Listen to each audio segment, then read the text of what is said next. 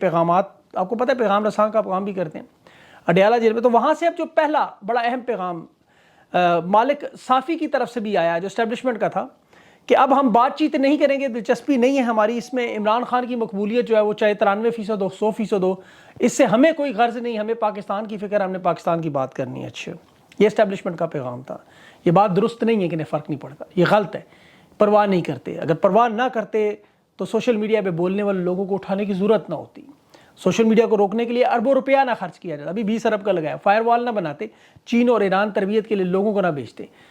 اصل حقیقت یہ ہے کہ یہ خان سے ڈیل مانگ رہے ہیں، بالکل ڈیل مانگ رہے ہیں خان سے۔ یہ غدار کون والی تاریخ جو عمران خان نے سامنے رکھی، ان کے بیانات بھی وہی تھے 1971 میں، ہتھیار ڈالنے سے پہلے ایک دن پہلے ان کے بیانات سن لیں، یا عراق کی جنگ میں دیکھ لیں، وہ امریکی فوج 100 میٹر دور تھی اور عراقی وزیر اطلاعات کیا کہتا تھا، ہمیں کوئی پرواہ نہیں امریکہ کی۔ عمران خان نے جیل سے جو پیغام دیا، غدار شیخ مجیب تھا یا جنرل یحییٰ، یہ غداری کے سرٹیفکیٹ بانٹتے بانٹتے اپنی اوقات اللہ نے ان کی دکھا دی کہ جھوٹے مقدمات خان پہ بنا رہے ہیں۔ پنجاب کی حکومت غداری کا جو مقدمہ بنا رہی ہے، عمران خان اب انہیں سبق سکھا رہا ہے کہ یہ رپورٹ پڑھو پاکستان کی عوام کو۔ بڑا اہم معاملہ ہے کہ ایک طرف معاشرتی علوم ہے، دوسری طرف عمران خان کا دیا وہ شعور ہے، فرق دونوں میں سامنے۔ انہوں نے بات 2014 کے دھرنے کی، خان نے 1971 کی پوری تاریخ نکال کے سامنے رکھ دی، اور ہمیں تاریخ سے عوام کو یہ سبق سیکھنا ہے۔ پاکستان کے لوگ اس تاریخ کو جب تک صحیح نہیں سمجھیں گے، یہ بار بار اپنے آپ کو دہراتی رہے گی۔ مشرقی پاکستان کے لوگوں نے اس تاریخ کو بدلا اور بنگلہ دیش بنایا۔ خان نے پاکستان کو، یہ 53 سال پرانی پاکستانیوں کو حمود الرحمان کمیشن رپورٹ پڑھنے کو کیوں کہا، اور کیوں اس میں پڑھیں کہ اس میں آپ کو اندازہ ہو کہ کس طرح پاکستان توڑا گیا، دو لخ کیا گیا، تاریخ کا سیاہ ترین واقعہ، پاکستان کا بازو کاٹا گیا، جسے یہ سقوط ڈھاکہ بھی کہتے ہیں۔ کس طرح غداری کی نئی داستان لکھی گئی جسے پاکستان کی قوم سے چھپایا بھی گیا۔ یہ رپورٹ آپ کو پتہ ہے شائع نہیں ہونے دی گئی تھی، یہ تو بھارتی اخبار ہے انڈیا ٹوڈے، اس نے 2000 میں جا کے چھاپی 24 سال پہلے، لیکن پاکستان کی قوم کو نزدیک سے نہیں گزرنے دیا گیا، اس کو دبا لیا گیا۔ اس رپورٹ میں شراب تھی، عورتیں تھی اور دولت کی ہوس اس وقت کی فوجی کمان کے حوالے سے پورا ذکر آتا رہا۔ یہ حمود الرحمان کمیشن رپورٹ، قائد اعظم محمد علی جناح کی ایمبولنس، لیاقت علی خان کا قتل، ملک میں جو مارشل لا لگانے کے واقعات، ایوب خان کی حکومت سے لے کے ضیاء الحق کی حکومت اور پھر اس کی موت تک، بے نظیر بھٹو کا واقعہ، اوجڑی کیمپ، سلالہ کیمپ، ایبٹ آباد آپریشن، اے پی ایس ہانیہ، خان کے قاتلانہ حملے 9 مئی، یہ ان سب کی مدر آف آل رپورٹس تھی۔ یہ اگر پڑھ لیتے تو یہ واقعات نہ ہوتے۔ مقتول کو اس کے وارثوں اور قتل کی وجہ بھی نہ پتہ لگنی چاہیے اور رونے بھی نہ دیا جائے۔ یہ رپورٹ ان تمام ذمہ داروں کا تعین کرتی تھی جنہوں نے پاکستان کے ساتھ غداری کی۔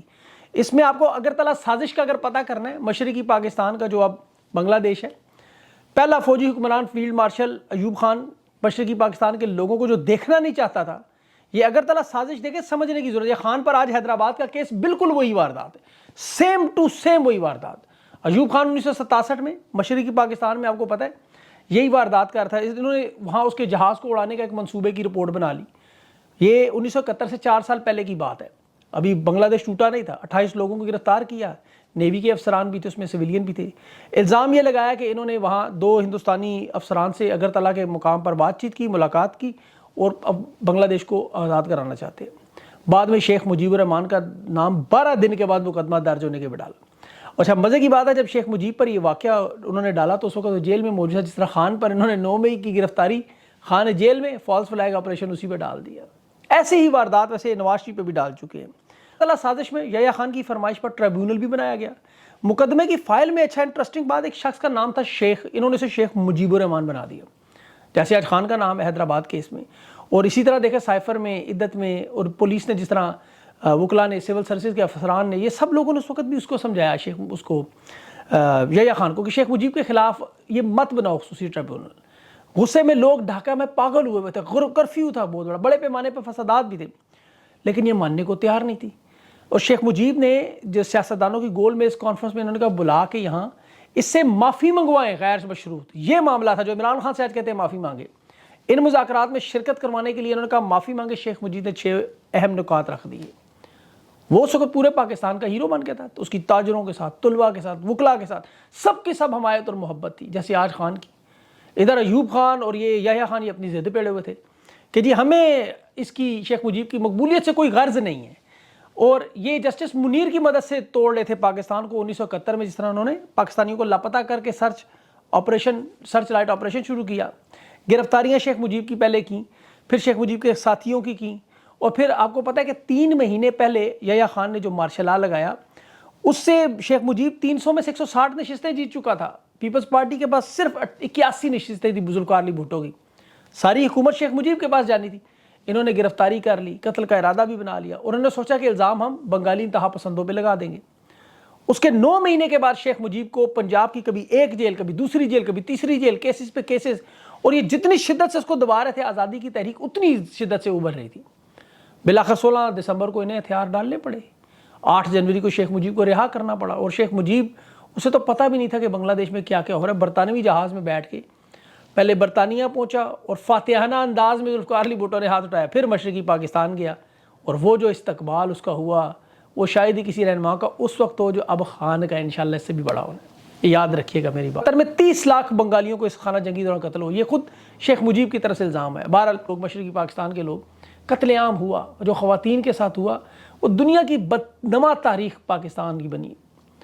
اب ان کو پاکستان کے بچوں کو اب دیکھیں اتنا ہی پتہ ہے اس معلومات کا جتنا انہیں مونجو دوڑو یا ہڑپا کا پتہ ہے, یا جتنا اسکولوں میں ہمیں مطالعہ پاکستان پڑھاتے رہے, ہم تو وہی مانتے رہے کہ شیخ مجیب غدار ہے, جبکہ یحییٰ خان, ذوالفقار علی بھٹو اور ان کے جو فوجی ایکشن اور مظالم کا ذکر وہ کاٹ ہی جاتے تھے بیچ میں سے پورے سرے سے. جیسے خان کا نام آپ کو پتہ ہے آج کل اردو کی کتابوں سے, مطالعہ پاکستان کتابوں سے وزیر اعظم کے طور پہ کاٹا جا رہا ہے. بنگالی فاطمہ جناح کے ساتھ کھڑے تھے, ایوب خان برداشت نہیں کرتا تھا. حسین شہید سہروردی وہ قائد اعظم کے ساتھ کھڑے تھے, شیخ مجیب قائد اعظم کے ساتھ کھڑا تھا, یہ لوگ برداشت نہیں کرتے تھے. اور شیخ مجیب کے ساتھ آج جو خان بار بار آپ کو ان ذمہ داروں کا مشرقی پاکستان کو الگ کرنے کی بات کرتا ہے, شیخ مجیب کے مینڈیٹ کو انہوں نے تسلیم نہیں کیا, مقبولیت کو تسلیم نہیں کیا, اور کرنے والے 6 جرنیل, محمود الرحمان کمیشن رپورٹ آئی, جنرل یحییٰ خان تھا اس میں, جنرل عبدالحمید تھا, general S G M M Pirzada, major general Umar اور لیفٹیننٹ جنرل گل حسن اور میجر جنرل مٹھا صاحب, یہ 6 لوگ تھے رپورٹ میں. اور ذوالفقار علی بھٹو کا کردار بھی تھا, ادھر تم ادھر ہم والا. اور جب مارشل لا کا نفاذ ہوا تو اس کے بعد انہوں نے فرمان علی کا, جنرل فرمان علی کا بھی کردار سامنے آیا, لیکن کسی پر کوئی کارروائی کی ذمہ داری نہیں ڈالے گی. میجر جنرل رحیم آپ کو پتہ ہے جوانوں کو میدان جنگ میں چھوڑ کر بھاگ گیا. میجر جنرل باقر صدیقی جس نے ہتھیار ڈالنے کی اجازت مانگی, اور جنرل نیازی جو دفاع نہیں کر سکے, سارے کے سارے شیخ مجیب اور بنگالیوں پر اپنا زور نکالتے رہے مشرقی پاکستان کے. اور بنگلہ دیش کی حالت دیکھیں, 112 ارب ڈالر کے خزانے میں پڑا, اور یہاں 9 مئی کے ترانے, نغمے, میڈل, آزاد ہونے والوں کو پتہ ان جو وہ خواجہ سراؤں کی آج کل لسٹیں آپ کو نظر آئیں گی, کچھ ہے ہی نہیں پیچھے. خان اسی لیے پاکستان کی قوم کو بار بار کہہ رہا ہے رپورٹ پڑھیں اور سمجھنے کی کوشش کریں. پاکستان کے حالات باخدا اس وقت مشرقی پاکستان جو 1971 سے مختلف بالکل نہیں ہے. فرق صرف یہ ہے کہ آج عوام کو سب کچھ پتہ ہے جو